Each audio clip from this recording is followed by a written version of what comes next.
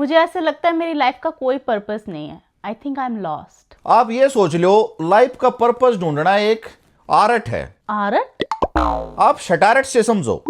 जब आप पैदा हुए थे बचपन में, शुरू में, तो आपकी लाइफ का क्या पर्पस था? पता नहीं। खाना और हगना। भाई दूध पिया, हग दिया। रोटी खाई, हग दिया। गर्मियां की छुट्टियां में मामा गए, आम खाए, हग दिया। खाना और हगना, यही तो पर्पस था ना।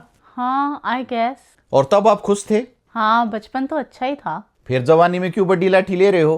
अब भी वही पर्पस रखो, खाओ और रख दो गदड़ गदड़। लेकिन अब तो शादी हो गई, जॉब है, हस्बैंड है। तो आपके हस्बैंड आपको खाने से रोकते हैं या हगने से? नहीं, रोकते तो नहीं है, पर कई बार झगड़े हो जाते हैं। घर का काम, ऑफिस का भी बहुत काम रहता है। तो मैं आपको काम करने से थोड़ी डांट रहा हूं।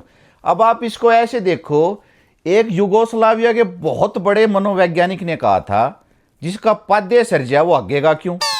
मैं कुछ समझी नहीं। इसका कहने का मतलब ये है कि काम आपको सारे करने पड़ेंगे। नहीं, काम तो मैं करती हूँ, बट कभी घर की टेंशन, कभी ऑफिस की टेंशन, बहुत ज्यादा प्रेशर रहता है। देखो मैडम, ये सब तो पार्ट ऑफ लाइफ है, लेकिन आप इन चीजों को अपने आर्ट पे मत लो। आप इसको इस तरीके से समझो कि जैसे ही टेंशन आए, प्रेशर बिल्ड हो, हग दो, फिर खा लो गदड़ गदड़।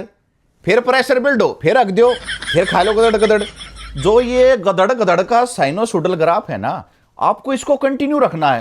Trust the process. आप कोई मेडिसिन वगैरह नहीं लिखोगे? नहीं नहीं, गोली लिख देता हूं मैं आपकी। आप भी न्यू सोच रहे हो गया कि भाई 1500 रुपये भी ले लिए और थेरेपिस्ट साहब ने कोई गोली भी नहीं लिखी। नहीं नहीं, ऐसे तो नहीं सोच रही। ये गोली लिख दी है मैंने, अगर आपको खाने में दिक्कत हो तो ये ले लेना।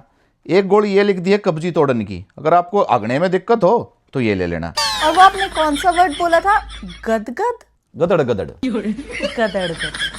आर्ट है।